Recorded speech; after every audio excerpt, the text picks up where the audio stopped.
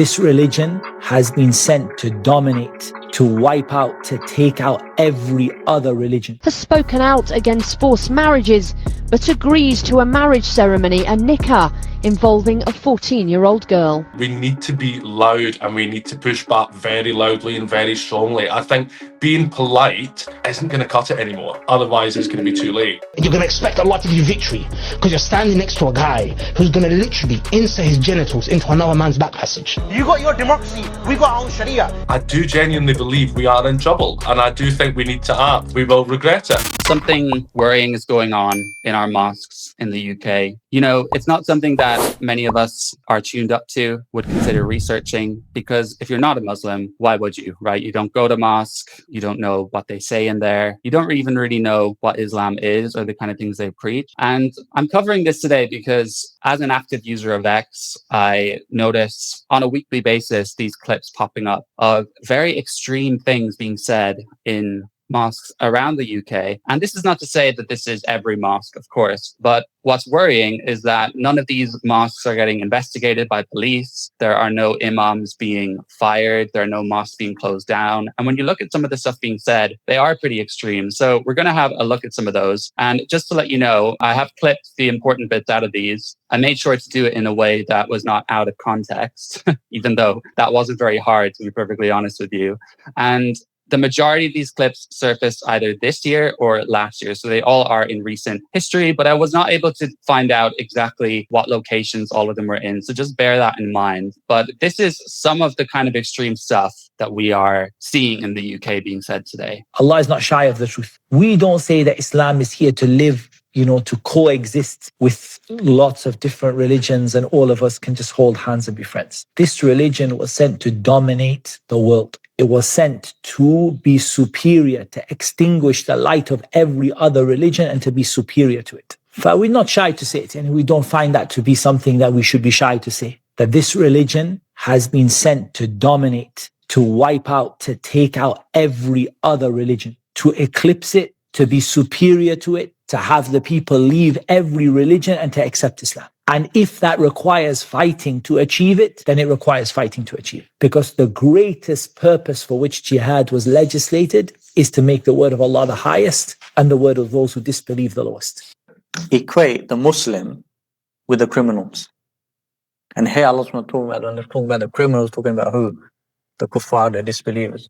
As we mentioned last week, the criminals. Disbelieving Allah is a crime. Committing shirk with Allah is a crime. That's why I said every single kafir is a criminal. All right. Well, everyone, joining me to discuss is ex-Big Brother contestant and self-confessed Tory Nathan King. So we have a few clips here, Nathan, but I'm just going to show a couple of them at a time.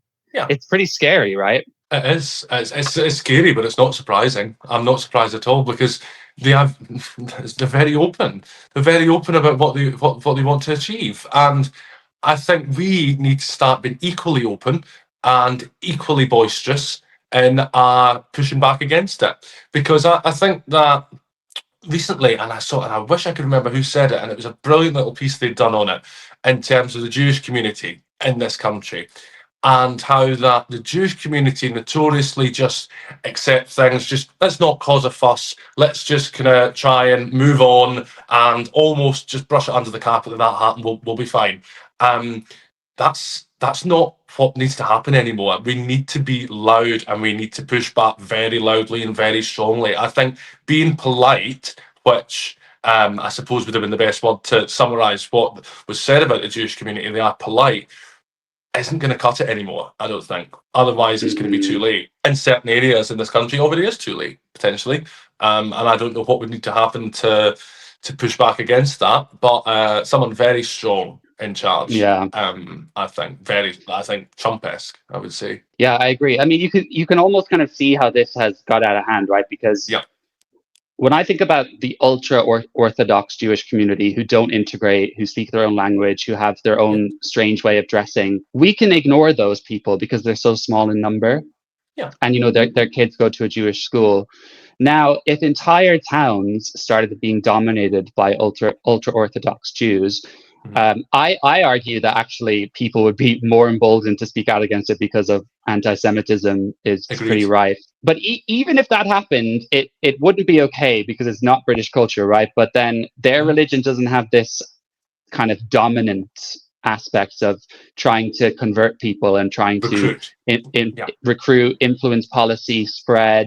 So it's even more and it doesn't have that violent aspect. So it's even more dangerous in this fact.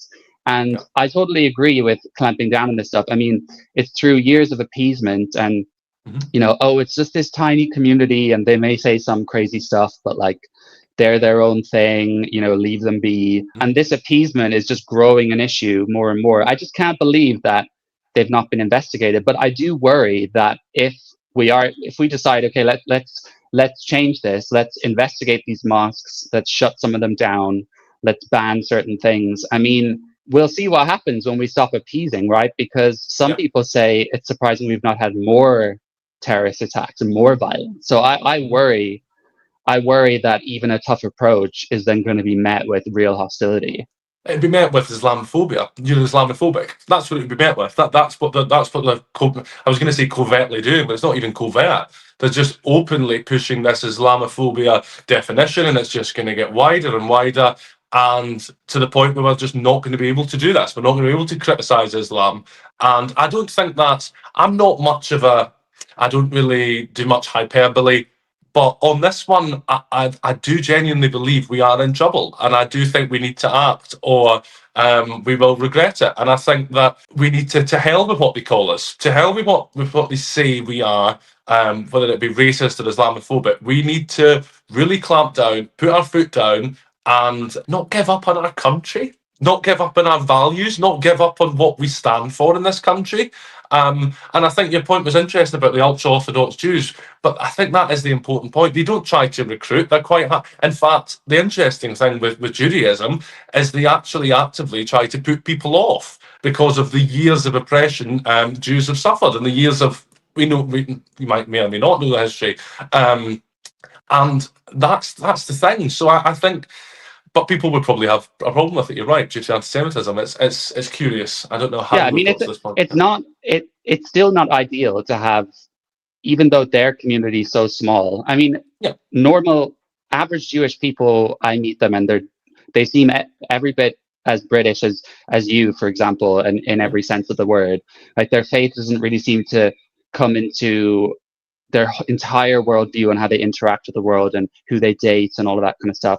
And it will for some, but I think it's not ideal to have any community just completely segregated off, right? That's fair. Let's look at another one of these clips. So I do want to caveat, this is from an ITV documentary in 2013, which I think we can agree that they would never do now, but this is pretty crazy. A reporter goes to meet a senior Muslim cleric in West Yorkshire. Mufti Shamsul Huda Khan Misbahi works with West Yorkshire Police, has spoken out against forced marriages, but agrees to a marriage ceremony, a nikah, involving a 14-year-old girl. 14 साल की है, लड़का 20 साल का है और वो रहता है लंदन में। तो उसमें बेटा ऐसा है कि आप चाहते हो निकाह करना ना? हाँ जी। तो शरई तौर पर जो निकाह का मामला है वो तो हो जाएगा। The Mufti from the Jamia Masjid Kanzul Iman in Heckmondwike goes on to confirm the 14-year-old, who he's told has only met the man once, can leave home to live with him. से बाद वो London जाएगी तो ये ठीक है ना? Yes. सब फिर जायज़ है। बिल्कुल सब everything सब कुछ जायज़। I think when we talk about the grooming gangs, I think the interesting thing about Islam as well that I've noticed, when the Catholic Church had their controversy, of which they have had controversy in the past, there's no doubt, universally Catholics across the world condemned it. They condemned the actions of the few within the Catholic Church who were exploiting young boys and whatever. It's well documented. Within Islam, they don't do that. They don't seem to condemn people within their own community and within their own faith. That's a really interesting phenomenon, really, because what it shows is that above all else, they will uphold and protect their own, which is fine, because I'm advocating that we should do the same here. But I think the thing is that if, no matter protecting your own, you should have morals. And you should, and as I say, I think the Catholic Church is a great example, a great comparison, that everyone universally condemned, and within Islam they don't. I mean, I can attest to that completely because I was raised Catholic, but not strictly, mainly just doing it in school and all this kind of stuff. Everyone was really. But I mean, my mother's family, for example, comes from, you know, religion was a big part of their lives growing up, her and her siblings, you know, doing the rosary beads at home, you know, praying all the time. And I've seen many of my mother's generation just walk away from the Catholic Church because they were so disgusted. And it's totally, it obviously was taboo to speak about within the clergy and then within certain communities. But I do feel there are a lot of people who never knew about it. And once they did, like you said, they were outspoken. Whereas I don't necessarily think, oh, well, it's the Pakistanis community. It's their responsibility to solve this, because the real failure has been the British establishment and the British police and the British, because we've allowed this in, and then we've allowed it to keep going on. I don't want to say you get what you deserve. I don't mean it in that sense. But if you have no pride in your own values and you just let all this stuff slide by, you know, what can you expect? And what you said about us sleepwalking into this. I mean, I feel like there's this apathy over this. So some people say, well, yeah, this is a big issue, but like what's done is done now. We can't really change it. And it is worrying. And it's hard to know, you know, we have these clips and I have more of them. And we see things being said. We don't see many Muslims speaking out against this stuff. No. But there's still a lot of unknown, isn't there? You know, there's a lot of demonization, there's a lot of polarization. You know, some people are like, oh, well, they're all peaceful. Some people say there's no difference between extreme Islam, there's just Islam. And actually most are extreme, and the peaceful ones are kind of happy to stand by and not say anything. But the truth is, I feel like we just don't know the scale of this because we don't have access to these communities. We don't have access to what they're saying, and no one is doing the work to find out. Yeah, I think you're absolutely right. And I think that another point as well I would make is that it's difficult where to draw the line.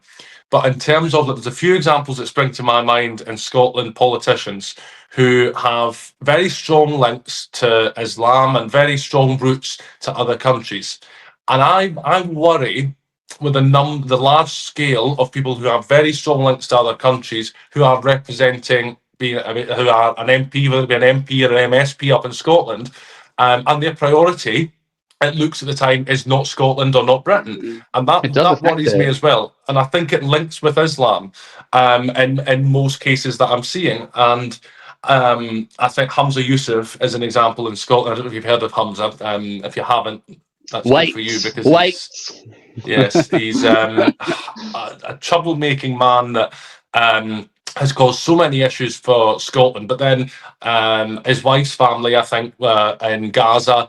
So then again, he was pushing a certain agenda that suits himself, and it worries me. It really does. It concerns me a lot. But where do you draw the line? Like, how much British do you need to be? I get it's difficult. I understand that as well. There's nuance there. Yeah, I agree. I mean, it is interesting, that debate on, you know, what qualifies for you as to be a politician. I mean, I've lived here 13 years. I'm very much westernized and embedded in this British culture, and Irish culture isn't too different. But if someone asked me, like, would you run for anything, even if I wanted to, I think now, being so politically active, I'm happy to advocate for what I think is right. But I'm not sure, given I wasn't born here, if it would feel right for me. And there's that MP, Ayub Khan, who is very involved in banning the Maccabi Tel Aviv fans. That's going ahead. They're not allowed go. He was born in Pakistan, and now he's an MP for Parliament. And most of the issues he talks about are Muslim issues and Gaza. So to me, I take a step back and try and get rid of all the woke arguments. I think, actually, this is really. Can you imagine one of us moving to China and then representing the Chinese? Like, it just doesn't, it's just very strange. They wouldn't have it. They'd say, no, you know, you'd be laughed out of the country. They say, no, of course not, because you're going to represent your own interests first and the interests of your own country. If you say that here in Britain, oh, it's racist. Oh, no, you can't say that. No, they lived in Britain for, I don't know, 2.5 years or something. They're British. So it's ridiculous. Yeah. You'll be sitting next to a guy who's going to go and penetrate and sodomize another guy tonight. And you're gonna expect Allah to give you victory because you're standing next to a guy who's gonna literally insert his genitals into another man's back passage. Very simple. No integration, no multiculturalism, no diversity, no tolerance. I've got my own deen, you got your own deen. You got your democracy, we got our own sharia. You got your own free mixing, we got our own nikah. Own cheating within the marketplace, your own credit cards. We got our own economic system. We got our own foreign policy. We got our own deen. Her that she is punished and she is stoned to death. And according to the Sharia again, when it comes to women, there must be a hole dug in the earth, in the ground, and she must be covered up to the half of the body. Those who have been captured in war, if a disbelieving woman who's married is captured in war, she becomes permissible for the Muslims after one menstrual cycle has passed, which serves to establish that she is not pregnant. Religion of peace. Religion of peace, indeed. And yeah, I think what I find the most troubling is it's not so much, we'll say, about sleepwalking into it, it's the left. It's this argument. If anyone on the right said anything close to that, if anyone who looked like me said anything like that, I'd be shunned. I'd be shunned and I'd be hounded by the left. But they actually are jumping into bed with these people.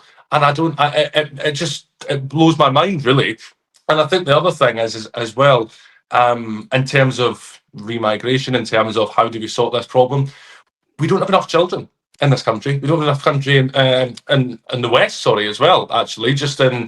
For some reason, we have small families, 1 or 2 children, and Islamists overall have large families. So we are being outbuffed as well. So it really is a lose-lose. And I know I've sounded awfully pessimistic, and I apologise for that, but it is the reality, I'm afraid.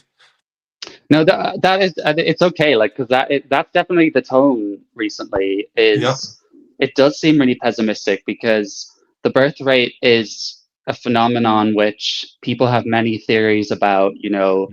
They talk about abortion, birth control. They talk about feminism. They talk about how both of us, but men and women who have kids now, pretty much both of them have to have a job to be able to actually do that. Yep. They talk about technology, social media. So, I mean, no one really has the answer. I think remigration sounds like a scary thing, right?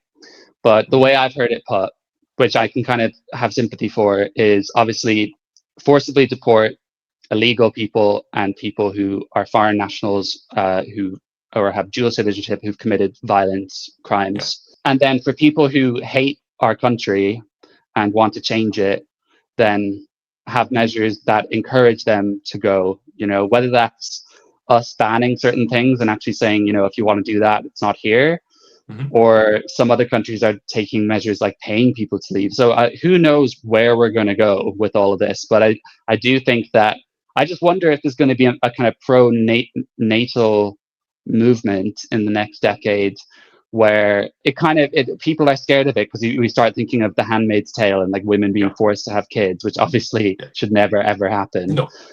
But I just wonder if there's going to be a movement of so-called indigenous Westerners saying, well, like, let's have more children. Like, this is something, because otherwise, I think in history there's not been any empire society who've had a declining birth rate who've recovered from that.